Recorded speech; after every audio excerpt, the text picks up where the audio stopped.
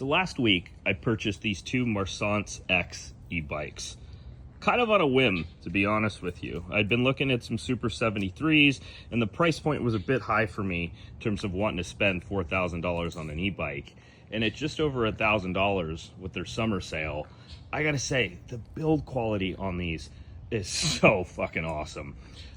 When I got these in the box the other day, it was great to see the paint schemes. It was great to see all of the respective welds and just overall quality of the bikes that came in the box. Not to mention that they were both super easy to put together.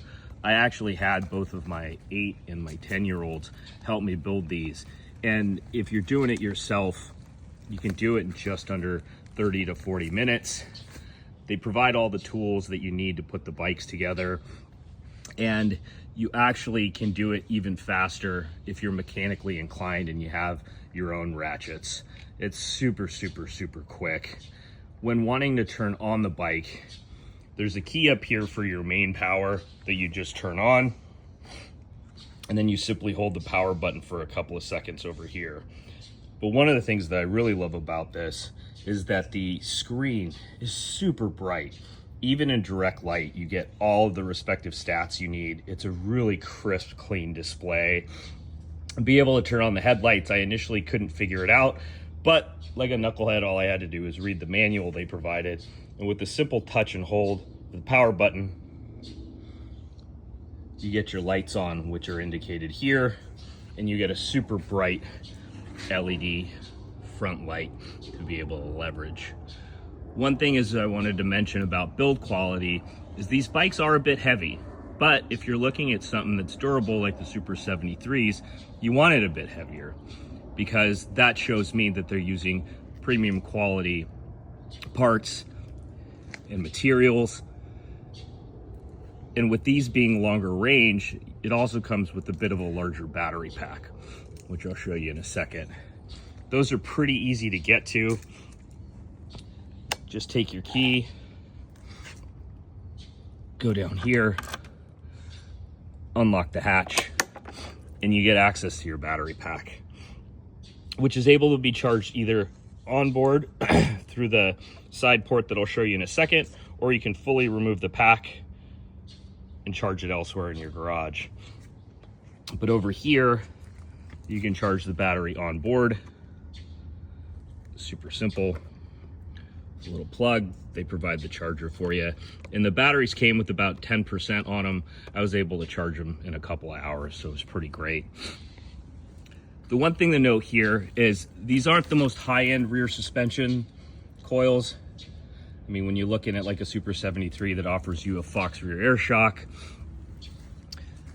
I wouldn't say that this is a bad thing whatsoever. From driving around the streets in my town to being able to, take these a little bit off-road, I don't see that as being a problem.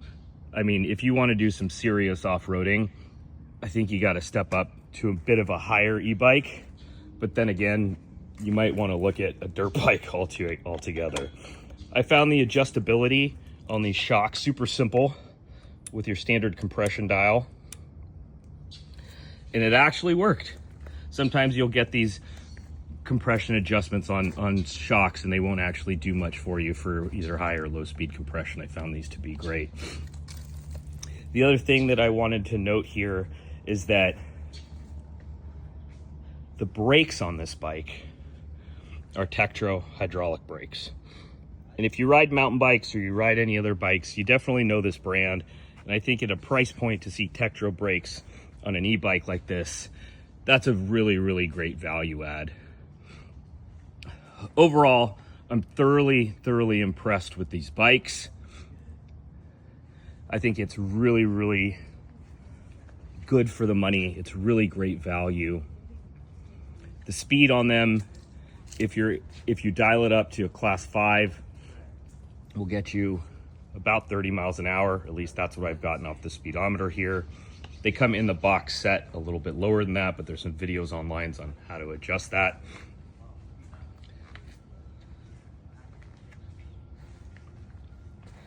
And as I get some more time on these bikes, I'll definitely be able to post some information on how much I'm enjoying riding them. The only thing that I would actually recommend that the manufacturer do is, if anybody has assembled or built bikes before, is that when you're installing standard pedals, you're going to want to include a little bit of assembly grease on the threads that go into your crank arms. It's super easy, going to only cost you a couple of cents, but that was the one thing that I added when I was putting the bikes together, just because being a bike mechanic for many years, I have an understanding of what to do. Same thing on the front axles, just a little bit of assembly grease when you're taking the axle out and reinserting it into the wheel. But overall, super easy to install, super easy to put together. Love the bikes. So I'm about 5'10", to give you a sense about how high and tall the bike is. I find this to be a really good fit for me, actually. The stretch with the handlebars adjusted to my liking fits really well. I'm still riding pretty upright. You can obviously adjust the handlebars forward or back more if you have a little bit more length in your arms or stretch. I find that the pedals are a pretty decent height for me. Obviously it's an e-bike, so it's a little bit smaller than your normal bike, so you're gonna be a little bit more compact while riding. But as you can see, my legs are at about a 90-degree angle when riding on the bike.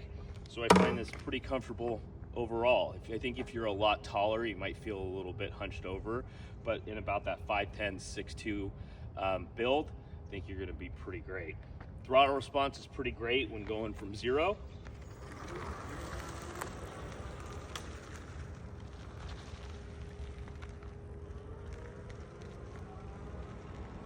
And the brakes aren't bad.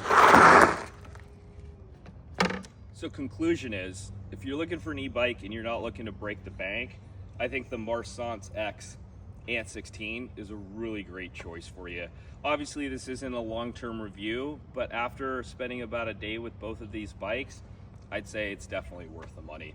I hope this was helpful for anybody that's in the market looking at one of these e-bikes and definitely doesn't want to break their bank on spending more than $3 or $4 grand.